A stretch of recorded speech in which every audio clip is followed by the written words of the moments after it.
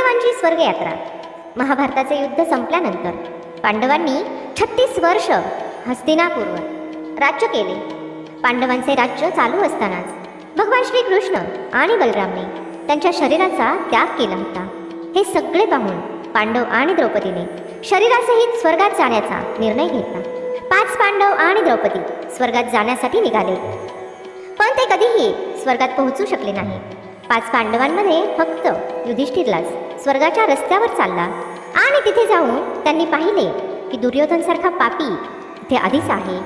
अशामध्ये प्रश्न हा पडतो की पांडव नेहमी धर्माच्या रस्त्यावर चालले तरीही स्वर्ग त्यांच्या नशिबात का नव्हता आणि पांडवांमध्ये फक्त युधिष्ठिरलाच स्वर्ग का मिळाला. 18 दिवस चाललेले महाभारताचे युद्ध दुर्योधनाच्या मृत्यूनंतर संपले. हे युद्ध इतिहासातील सगळ्यात मोठ्या युद्धाच्या रूपामध्ये ओळखले जाते. या युद्धानंतर आपल्या मुलांना गमावणारे धृतराष्ट्र आणि गांधारीला राजमहालातील ऐशोआराम आवडेनासा झाला. त्यांना महलामध्ये एकटेपणा वाटू लागला आणि हा एकटेपणा दूर करण्यासाठी दोघांनीही राजमहाल सोडून दिला आणि आयुष्याच्या शेवटपर्यंत ते जंगलामध्ये राहिले. दुसरीकडे भगवान श्रीकृष्णांचा यदुवंश हळूहळू संपला. त्यामुळे श्रीकृष्णांच्या पायामध्ये एक बाण लागल्याचे कारण करून श्रीकृष्णांनी सुद्धा त्यांची लीला संपवून ते निघून गेले. पांडव त्यावेळी शांतमध्ये हस्तिनापूरवर राज्य करत होते. 36 वर्ष राज्य चालवल्यानंतर पांडवांना या गोष्टीची जाणीव होऊ लागली होती की पृथ्वीवर त्यांचं काम संपलं आहे. आता पृथ्वीलोक सोडण्याची वेळ आली आहे.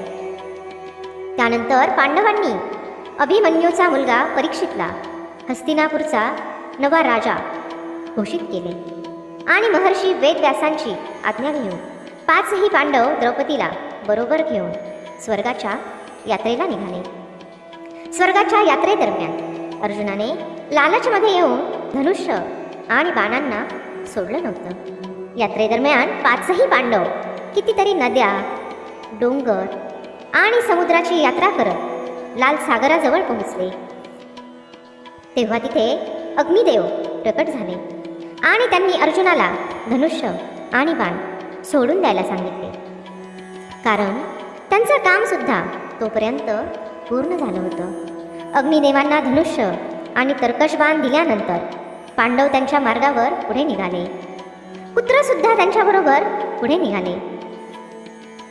जेव्हा पांडवांनी कुत्र्याविषयी विचारले तेव्हा युधिष्ठिर म्हणाला, कुत्रा त्यांचा प्रामाणिक आहे म्हणून त्यांच्याबरोबर जात आहे.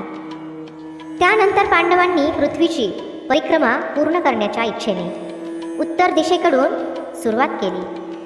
उत्तर दिशेपासून पृथ्वीची परिक्रमा केल्यानंतर केदारनाथमध्ये पांडवांना भगवान शिवांनी दर्शन दिले आणि स्वर्गाचा रस्ता सांगितला. रस्त्यामध्ये पुढे चालताना पांडवांनी वाळूच्या समुद्राला पार केल्यानंतर सुमेरू पर्वताचे दर्शन घेतले. पुढे गेल्यानंतर बद्रीनाथजवळ सरस्वती नदी पार करणे द्रौपदीला अवघड होते. त्यामुळे भीमाने एक मोठा दगड नदीच्या मधोमध टाकला, ज्याच्यावर चालून द्रौपदीने सरस्वती नदी पार केली. असं म्हटलं जातं की माना गावमध्ये सरस्वती नदीच्या सुरुवातीला आजही तो दगड अस्तित्वात आहे, ज्याला वर्तमानात भीमफूलच्या नावाने ओळखले जाते. थोडे दूरपर्यंत चालल्यानंतर द्रौपदी एका जागी ठेच लागून पडली. ते पाहून भीमाने युधिष्ठिरला विचारले की द्रौपदीने आजपर्यंत कोणतेही पाप केले नाही, तरीही तिच्याबरोबर असं का झालं? त्याच्या उत्तरामध्ये युधिष्ठिर भीमाला म्हणाला, द्रौपदी 5 भावंडांपैकी अर्जुनावर जास्त प्रेम करत होती, त्यामुळे ती स्वर्गात पोहोचण्याआधीच खाली पडली. एवढे बोलून युधिष्ठिरने द्रौपदीकडे न पाहता त्याची यात्रा चालू केली. जनश्रुतीनुसार स्वर्गाच्या यात्रेदरम्यान द्रौपदी भीमाचा आधार घेऊन चालू लागली, पण द्रौपदी जास्त दूरपर्यंत जाऊ शकली नाही. ती खाली पडू लागली. तेव्हा भीमाने तिला आधार दिला त्यावेळी द्रौपदी भीमाला म्हणाली, सगळ्या भावांमध्ये भीमाने माझ्यावर सगळ्यात जास्त प्रेम केले आहे आणि मला पुढच्या जन्मामध्ये परत भीमाची पत्नी होण्याची इच्छा आहे. थोडं चालल्यानंतर सहदेव सुद्धा खाली पडला. तेव्हा भीमाने युधिष्ठिरला सहदेवच्या पापाविषयी विचारले. तेव्हा युधिष्ठिर म्हणाला, सहदेवला आपल्या विद्वत्तेवर खूप घमेंड होती, त्यामुळे तो कोणालाही त्याच्या बरोबरीचा समजत नसे. त्यामुळे सहदेवची ही दशा झाली. त्यानंतर थोडं पुढे गेल्यानंतर नकुल खाली पडला. तो सुद्धा त्याची यात्रा पूर्ण करू शकला नाही. तेव्हा भीमने युधिष्ठिरला कारण विचारले. तेव्हा युधिष्ठिर म्हणाला, नकुलला त्याच्या सुंदर असण्यावर खूप गर्व होता. या कारणामुळे तो सुद्धा स्वर्गात पोहोचू शकला नाही. थोडं पुढं गेल्यानंतर नकुलच्या नंतर अर्जुन सुद्धा खाली पडला. ज्याचं कारण सांगताना युधिष्ठिर म्हणाला, अर्जुनाला त्याच्या पराक्रम आणि युद्ध कौशल्यावर खूप घमेंड होती आणि तो म्हटला होता की तो एका दिवसातच त्याच्या सगळ्या शत्रूंना संपवून टाकेल. पण असं झालं नाही आणि हेच कारण आहे की त्यामुळे आज अर्जुनाची अशी हालत झाली आहे. सगळ्या भावांच्या पापांचा हिशोब देत देत युधिष्ठिर ते कुत्र आणि भाऊ भीमाबरोबर पुढे जात होता. पुढे गेल्यानंतर भीमसुद्धा खाली पडला. तेव्हा भीमाने विचारल्यानंतर युधिष्ठिर भीमाला म्हणाला, तू खात खूप होता आणि तुझ्या शक्तीचा खोटा दिखावा करत होता. हेच कारण आहे तुझी अशी हालत होण्याचं. त्यानंतर फक्त युधिष्ठिर आणि तो कुत्राच शिल्लक राहिला. त्यांची यात्रा पूर्ण केल्यानंतर दोघेही स्वर्गाच्या दाराजवळ पोहोचले. तेव्हा त्यांना दरवाजावर देवराज इंद्र भेटले. देवराज इंद्रांना आपल्या समोर पाहून युधिष्ठिर त्यांना म्हणाला, त्यांचे चारही भाऊ आणि द्रौपदी यात्रेच्या मध्येच खाली पडले. त्यांना सुद्धा आपल्याबरोबर घेऊन या. त्यानंतर इंद्राने युधिष्ठिरला सांगितले, त्यांचे भाऊ आणि द्रौपदी शरीर सोडून पहिलेच स्वर्गामध्ये पोहोचले आहेत आणि युधिष्ठिरला शरीराबरोबर स्वर्गामध्ये जाण्याची संधी मिळाली. देवराज इंद्र युधिष्ठिरला म्हणाले की ते कुत्र त्यांच्याबरोबर स्वर्गात जाऊ शकत नाही.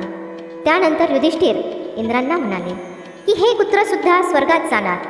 खूप वेळ समजून सांगितल्यानंतर सुद्धा जेव्हा युधिष्ठिरने हे मान्य केले नाही, तेव्हा कुत्र्याच्या रूपामध्ये तिथे उपस्थित असलेले यमराज त्यांच्या खऱ्या रूपामध्ये प्रकट झाले. ज्या कुत्र्याला पूर्ण रस्त्यावर युधिष्ठिर प्रामाणिक समजत होते ते यमराज होते. युधिष्ठिरचा चांगलेपणा आणि प्रामाणिकपणा पाहून यमराज खूप खुश झाले आणि त्यांना आशीर्वाद देऊन ते तिथून निघून गेले. त्यानंतर इंद्र आणि युधिष्ठिर रथामध्ये बसून स्वर्गाकडे निघाले. जेव्हा युधिष्ठिर स्वर्गात पोहोचले तेव्हा त्यांना खूप आश्चर्य वाटले की दुर्योधनसुद्धा अन्य देवतांबरोबर स्वर्गामध्ये दिव्य सिंहासनावर बसले आहे. युधिष्ठिरने जेव्हा इंद्रांना त्याचे कारण विचारले तेव्हा त्यांनी सांगितले की दुर्योधनाने भलेही आयुष्यभर खोटं आणि अधर्माची साथ दिली होती, पण अर्जुन आणि भीमसारख्या योद्ध्यांना न घाबरता आपली हार समोर दिसत असून सुद्धा ज्या बहादुरीने युद्ध केले होते त्या पराक्रमामुळेच त्याला आज हे स्थान मिळाले होते. युधिष्ठिरने पाहिले की त्यांचे भाऊ आणि द्रौपदी तेथे नाही. तेव्हा त्यांनी देवराज इंद्राला त्यांच्या भावांना भेटण्याची इच्छा सांगताना म्हणाले की त्यांचे भाऊ आणि द्रौपदीला ज्या लोकांमध्ये जागा मिळाली आहे त्यांना सुद्धा या लोकांमध्ये स्थान पाहिजे. आपल्या भावांपेक्षा मोठे माझ्यासाठी काहीही नाही. त्यानंतर देवराज इंद्रांनी एका देवदूताबरोबर पाठवले. देवदूताबरोबर चालता चालता युधिष्ठिर एका अशा रस्त्यावर पोहोचले. तिथे खूप अंधार होता. चारी बाजूंनी खराब वास येत होता आणि तिथे आसपास शव पडलेले होते. रस्त्यांच्या अडचणींना वैतागून युधिष्ठिरने देवदूताला विचारले, या रस्त्यावर पुढे अजून किती दूरपर्यंत चालायचं आहे? त्याच्या उत्तरामध्ये देवदूतने युधिष्ठिरला सांगितले की खरं तर ते लोक नरकाच्या रस्त्यावर आहेत.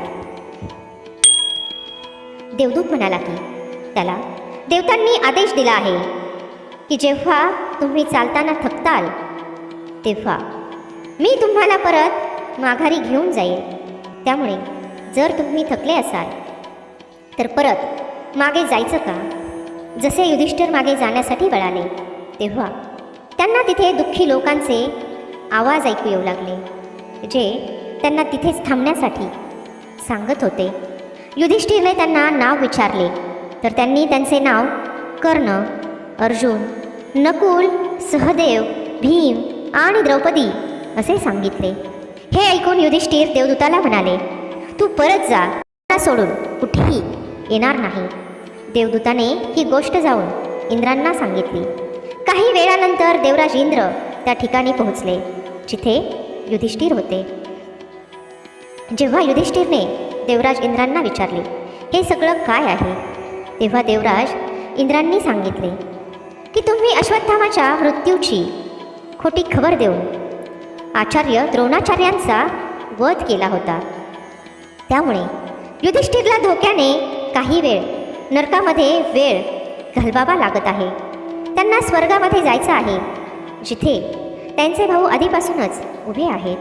त्यानंतर युधिष्ठिरने देवनदी गंगेमध्ये स्नान करून मानव शरीराला सोडून दिले आणि दिव्य रूप धारण केले आणि त्या रूपामध्येच स्वर्गात पोहोचले जिथे अर्जुन, नकुल, सहदेव, भीम त्यांची वाट पाहत होते. युधिष्ठिरने पाहिले की तिथे त्यांच्या भावांच्या बरोबरच भगवान श्रीकृष्ण आणि द्रौपदी सुद्धा होते.